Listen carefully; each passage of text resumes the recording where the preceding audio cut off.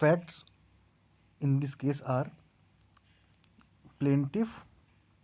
जो है उसने अपनी प्रॉपर्टी मॉर्टगेज करी for a sum of ₹7,000 and then he pleaded before the court कि जब मॉर्टगेज डीड साइन हुई तो उसकी फाइनेंशियल कंडीशंस अच्छी नहीं थी, और इसी बात का अनड्यू एडवांटेज जो डिफेंडेंट है उन्होंने लिया, और मॉर्टगेज डीड में एक कंडीशन इम्पोज करी कि फॉर 99 ईयर्स जो प्लेंटिफ है वो अपनी प्रॉपर्टी का रिडम्पशन नहीं कर सकता. So basically again in this case a period of 99 years was included for which the right of redemption was taken away. So जो इशू था इस केस में वो ये था कि whether for a period of 99 years if the right of redemption is taken away whether it will constitute a clause on equity of redemption or not. तो इस केस में कोर्ट ने जो रूल ले डाउन हुआ है Stanley versus wild में कि अगर कोई मॉर्टगेज डीड है उसमें अगर मॉर्टगेजर का जो राइट ऑफ रिडम्पशन है अगर वो टेकन अवे है और या उस राइट को लिमिटेड किया गया है, और अगर पार्टीज़ जो उस मॉर्टगेज डीड की हैं उन्होंने कोई भी ऐसा कॉन्ट्रैक्ट किया है जिससे राइट ऑफ रिडम्पशन ख़त्म हो गया है और मॉर्टगेजर का जो राइट ऑफ रिडम्पशन है वो एग्जिस्ट नहीं करता उस कॉन्ट्रैक्ट या मॉर्टगेज डीड के टर्म्स एंड कंडीशन के आने के बाद से, तो ऐसे टर्म्स और कंडीशंस को कोर्ट कंसीडर नहीं करेगा. And within the transfer of property act parties are free to contract and they can make any terms and conditions in the mortgage deed, but parties opposite party की जो financial conditions हैं या कोई भी other conditions हैं उनका undue advantage नहीं ले सकते. और अगर कोई कंडीशन है जिसमें अदर पार्टी की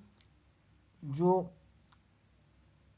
डिसएडवांटेजेस पोजीशन है उसका बेनिफिट इम्पोज करके कोई ऐसा कंडीशन इम्पोज किया गया है जो इन द लॉन्ग रन उस मॉर्टगेज को इल्यूजरी बना देगा, तो ऐसे टर्म्स को भी कोर्ट कंसीडर नहीं करेंगे.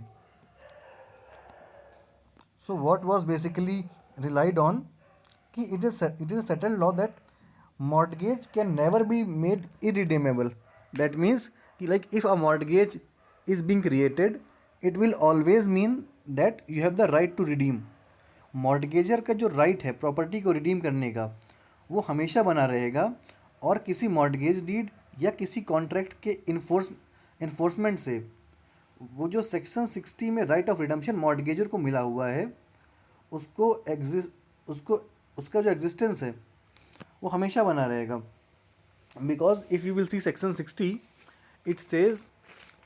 Right of mortgagor to redeem. So in section 60 basically what is happening, section 60 mortgagor को एक राइट दे रहा है कि उसका जो राइट ऑफ रिडम्पशन है, right to redeem the property है, it will always exist. So section 60 एक लीगल राइट है, तो उसको अपोज करते हुए कोई ऐसा कॉन्ट्रैक्ट में टर्म नहीं हो सकता जो उसका right of redemption for a period of very long term, जैसे यहाँ पे 99 ईयर्स है, उसके लिए फॉर दैट पीरियड उस राइट को ख़त्म कर दे. So by any contract you can not exhaust the legal remedies of the mortgager and you can never exhaust section 60 which gives right to the mortgager. And as earlier I have told ki right of redemption is a statutory and a legal right which cannot be extinguished by any agreement between the parties. So here in the case जो mortgager और mortgagee थे उन्होंने जो 99 years का जो clause रखा था ये वॉइड कंसीडर किया गया इस कोर्ट में, और ये जो लॉन्ग टर्म मॉर्टगेज थी इसे भी यही कंसीडर किया गया कि for a period of 99 years it is the clause on equity of redemption.